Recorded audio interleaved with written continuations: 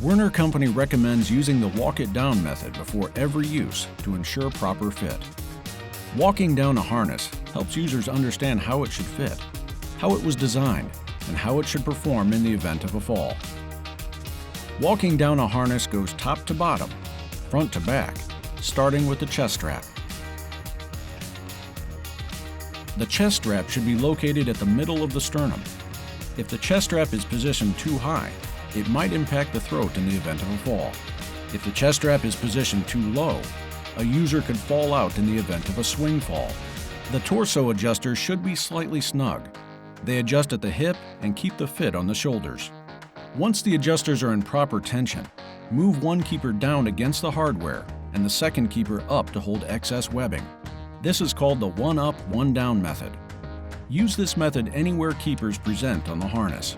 The leg straps should be worn snug.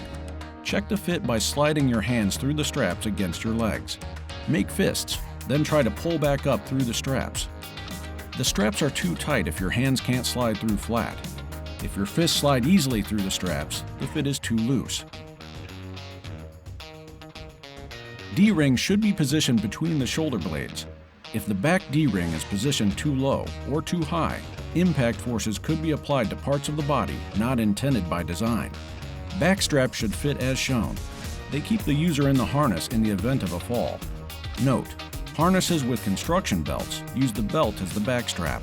The subpelvic strap cradles the subpelvic region, the strongest part of the body. It must be worn correctly. For more information, visit our website or contact customer service.